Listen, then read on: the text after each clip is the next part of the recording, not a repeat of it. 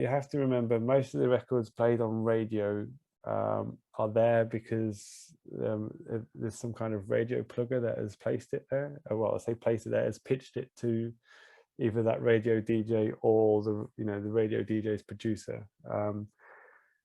We use a radio plugger from time to time, not for every release. If we think it's something that is radio friendly, a lot of the stuff we release isn't radio friendly.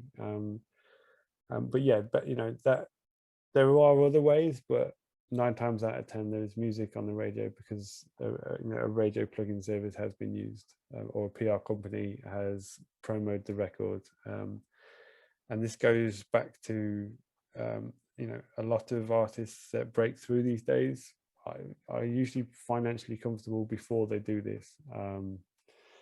That's not me at all, but that if you've got a lot of money to spend on ads on Facebook, or or you've got money to pay for a marketing team, or even promo for sending your track out, I see companies charging anywhere from 300 to £400-500 for that, and I just think that's ridiculous. Yeah, but if you've got that money, or you've got parents or someone like that is going to give you the money to do that, then chances are you're probably going to break through a bit quicker than people doing it the long way around. But you have to remind yourself why it is you're doing this, and not think too much about I'm making this to try and get to here.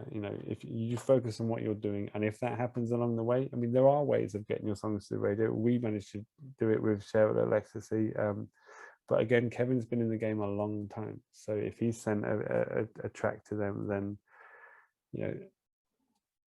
that's not a connection I'd have had at that time. But again, we also have built our own promo list just from the DJs we've worked with, or people we've spoken to, or people we know. So other DJ support comes in from that, really. We send it out via an email, and if a DJ picks it up and plays it, great. If not, don't worry too much.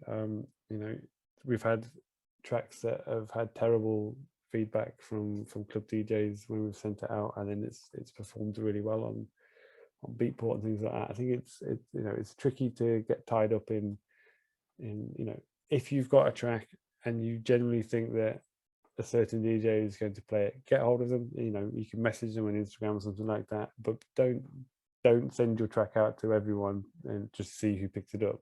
Do some research, find out what they're playing at the moment, what kind of music. Have a look on 1001 track list.